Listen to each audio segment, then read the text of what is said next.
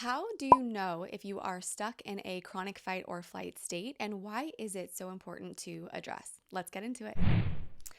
First, it is important to acknowledge that being in fight or flight in itself is not necessarily a bad thing. This is an innate response that every single one of us human beings possesses at certain times throughout our life.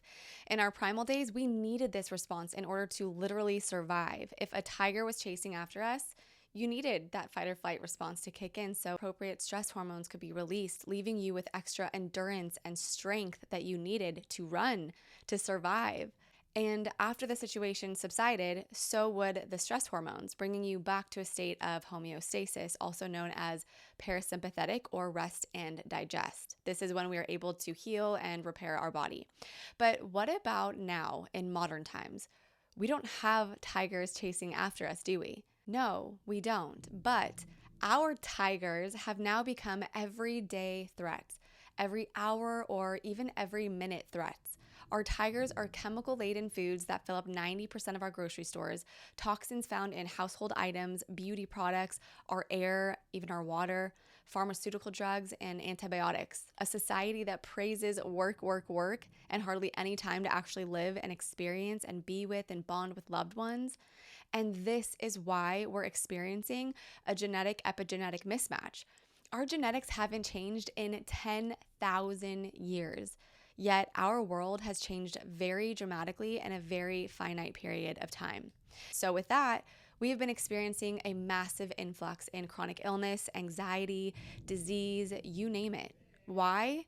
Because an enormous percentage of our population is stuck in chronic fight or flight. So let's get into exactly what being stuck in a state of chronic fight or flight looks like. And of course, it's going to be very different for everyone.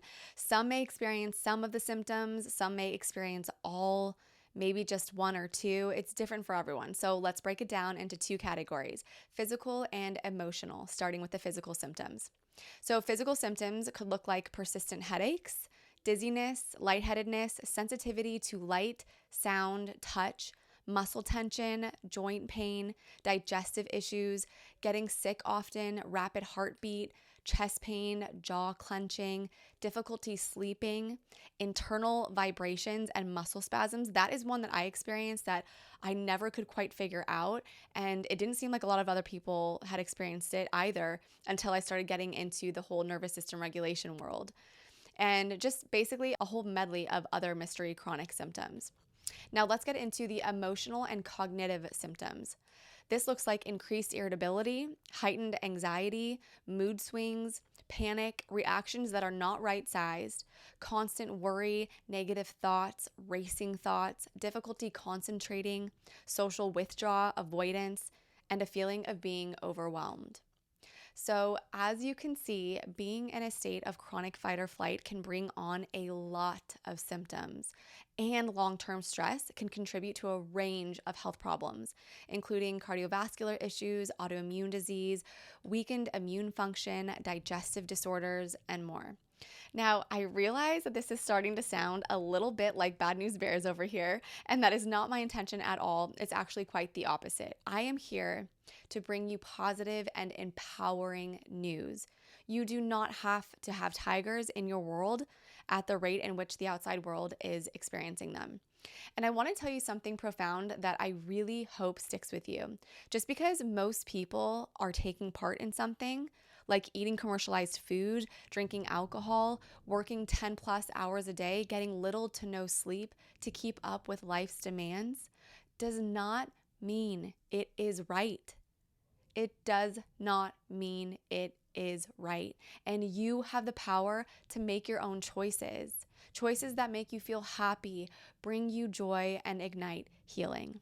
Now, even though the purpose of this video was to give you those clear insights as to what being stuck in chronic fight or flight looks like, my purest intention is always to, of course, give you that information, but I want to leave you with tangible tools that will get you one step closer to optimal health and, in many cases, healing.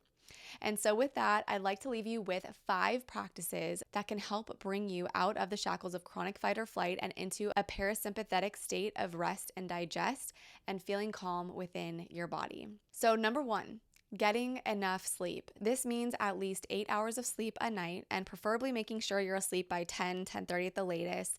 And sleeping between the hours of 10 p.m. and 2 a.m. holds the highest potential for optimal hormone regulation, restorative sleep, and melatonin production. It's incredible, and a lot of people miss this one. It's really important. Number 2, getting out in nature. This can have a significant impact.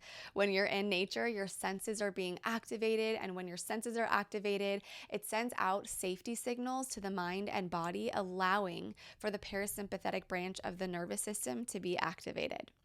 Number 3, feeling a sense of connection with others. Positive social interactions and emotional connection triggers the release of oxytocin, often referred to as the bonding hormone or love hormone. Oxytocin helps regulate the stress response by countering the effects of stress hormones like cortisol, leading to feelings of comfort and relaxation.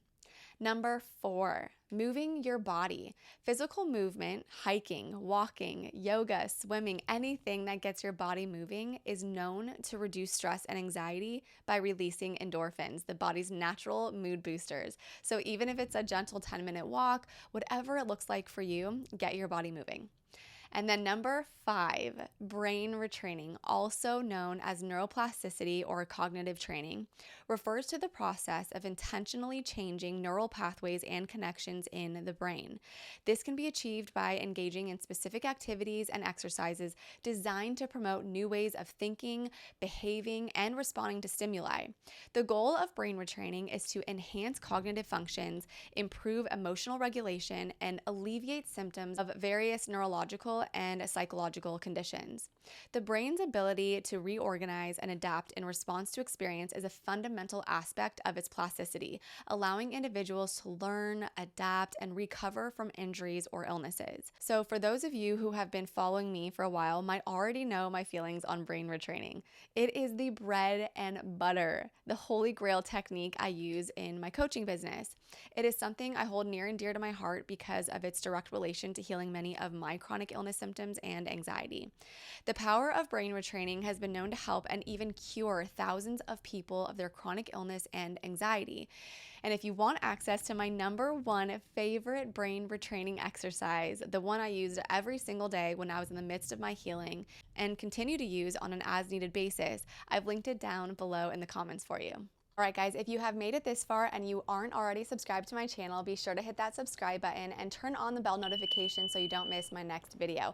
And please let me know if you have any questions or if you'd like me to do a video on a specific topic you're interested in, because what you're interested in matters to me. It's why I do what I do as a health coach. All right, guys, happy, healthy healing. Thanks so much for watching, and I'll see you in the next one. Bye.